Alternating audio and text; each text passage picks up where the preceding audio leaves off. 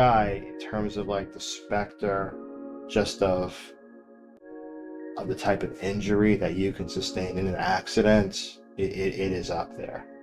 And someone who has a true brain injury, a traumatic brain injury, what's going to happen is that their activities of daily life are going to falter.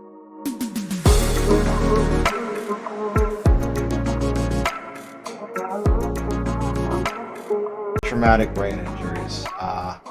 These are probably by and far some of the most significant injuries that somebody could face following an accident. I would tend to think the only thing worse than a TBI would be amputation of body parts. I'm not talking a toe, I'm talking a leg. Uh, Maybe blindness, total blindness. Uh, Something, death, right? Like TBI in terms of like the specter just of the type of injury that you can sustain in an accident, it is up there. And someone who has a true brain injury, a traumatic brain injury, what's going to happen is that their activities of daily life are going to falter. Signs of a TBI: can't remember, you drop things, you become all, as we'd say, facaded, you get confused, you get angry easier, uh, very moody, unable to concentrate, can't work at your job that you had. You just become someone that nobody wants to be around. These are, very, very, very classic TBI symptoms. Uh, Now, one of the things to keep in mind, is that not not every head trauma is a TBI. Uh, so for instance, you always want to, you want to look and ask yourself, right? Did this person who you're alleging had a TBI, did they have signs of these injuries before the accident?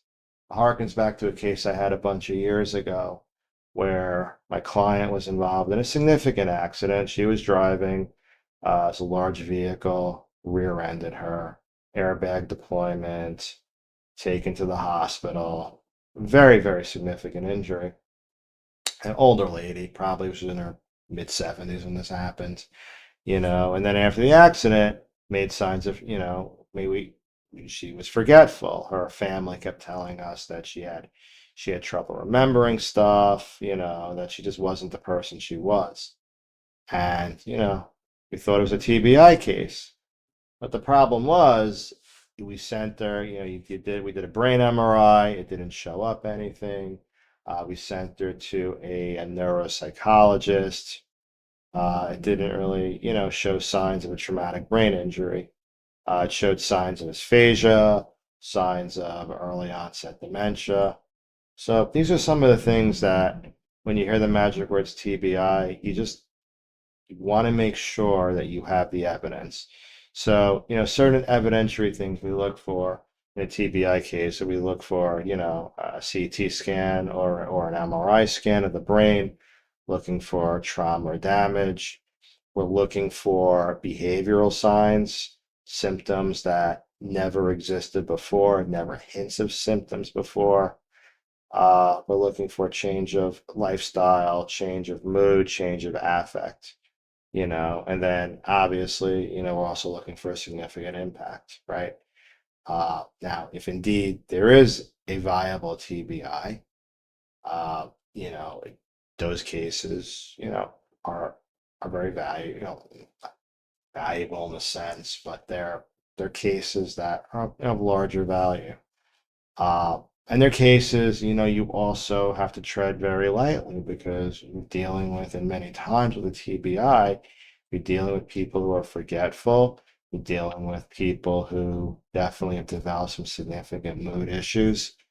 This is, a very sensitive type of case that, any law firm can have. And the thing about a TBI case is that more often than not, there's going to be a lot of family members that are going to be protecting the victim of a TBI. And when you are representing someone who has suffered a traumatic brain injury, you'll be dealing with their family members, you'll be dealing with their loved ones. You're going to be dealing with an entire family. These are, hallmark signs of really what there is in a TBI case.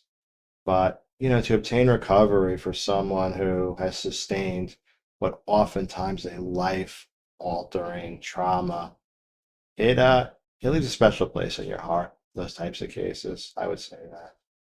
Uh, so, if you've been involved in an accident and you've suffered a significant injury, these are things that, cases that we handle. I believe handle quite well. Thank you.